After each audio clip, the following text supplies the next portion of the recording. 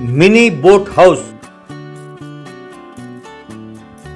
गौरी नगर नाम का एक गांव था। वहां लालू नाम का एक साहूकार रहता था। वो बहुत लालची था। वो लोगों को ज्यादा ब्याज पर पैसे देता था और उनके धंधों को हड़प लेता था।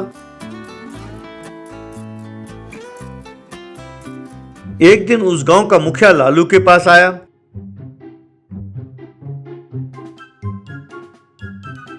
क्यों मुखिया जी, अभी ना बुलाए आ गए? बात क्या है? तुम्हारे पास मैं अलग क्यों आऊंगा? तुम्हारे धंधे के बारे में जानकारी आया हूँ। सुनो, ये तुम बिल्कुल गलत कर रहे हो। तुमने बहुत सारे गांव वालों की जमीन हड़प लिए हैं। कम से कम आप सुधर जाओ, वरना आगे जाकर तुम्हें बहुत तकलीफ होगी। कह देता हूँ। हाँ। अरे मुखिया जी, पैसे कमाना तो मेरा शौक है। अरे जरूरत पड़ी तो लोगों के लाश में से जान निकाल कर उसे भी बेच दूंगा मैं। मुझे तो शर्म हया ऐसे कुछ भी नहीं है। अगर आप यूं दोबारा मेरे पास फालतू बकवास करने आए तो आपके बदन में से कपड़े निकाल कर उसे भी मैं नीलाम कर दूंगा। ये सुनकर मुखिया गुस्से में वहां से चला गया।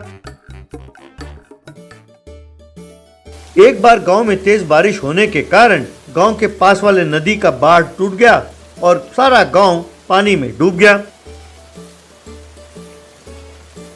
सब लोग अपने वस्तुओं को लेकर एक टीले में जाकर बैठ गए। अब गांव के मुखिया से एक गांव वाला, मुखिया जी ये क्या हो गया? अब हम यहाँ पर टीले में जंगल में फंस गए हैं। तो थोड़ी देर के लिए तो हम यहाँ रह सकते हैं, लेकिन औरतों और बच्चों के साथ हम ज्यादा देर यहाँ नहीं रह सकते। उन्हें बहुत परेशानी होगी। देखते हैं, शायद सरकार किसी को भेज दे। यूं कह ही रहा था कि तभी लालू वहां पर एक मिनी बोट हाउस में आया।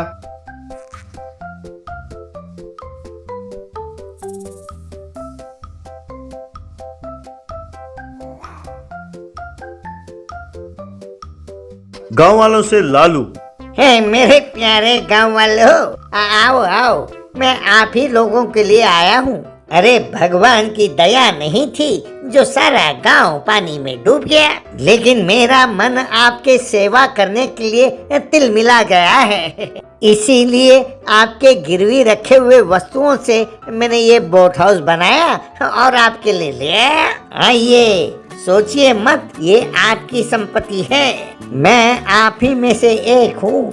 आइए, अपने बच्चे और परिवार को बचा लीजिए। उसकी बात सुनकर कुछ लोग उसके बोट में बैठ गए। अब लालू उन सबको बोट में बिठाकर उन्हें नदी के बीचों बीच ले गया। शाबाश, सब बैठ गए बोट में। चलो, अब आपके पास जो भी संपत्ति है सब मुझे दे दीजिए। अरे कमीने, मैं जानता था तो कुछ ना कुछ करेगा। सोच रहा था कि अब तक तूने मुंह खोला क्यों नहीं। तो क्या अगर हमने तुम्हें पैसे नहीं दिए तो हमें नदी पार नहीं कराओगे? देखो भैया, मेरे साथ पंगे ना लेना। अरे पैसों के लिए तो मैं कुछ भी कर सकता हूँ। अगर पैसे दे दिए तो चुपचाप तुम्हें नदी पार करा दूंगा, वरना तुम्हें नदी में डुबो दूंगा। ये सुनकर लाचार होकर उन गांव वालों ने अपने सारे संपत्ति लालू को दे दिया।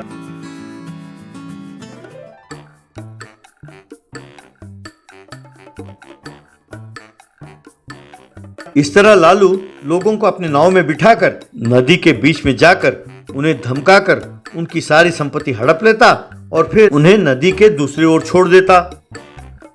अब आखिरी बैच लोगों को नदी के पार उतारने के बाद उसकी बोट की रस्सी टूट गई। ये देखकर लालू, अरे भैया, कोई तो मेरा ये रस्सी पकड़ लो, वरना मैं मर जाऊंगा। तब दो गांव वालों ने उसके नाव की रस्सी को पकड़ लिया। अरे यूं कमबख्तो देख क्या रहे हो? अरे उस रस्सी को खींचो तो सही। अगर तुम चाहो तो मैं तुम्हें 50 रुपए दूंगा।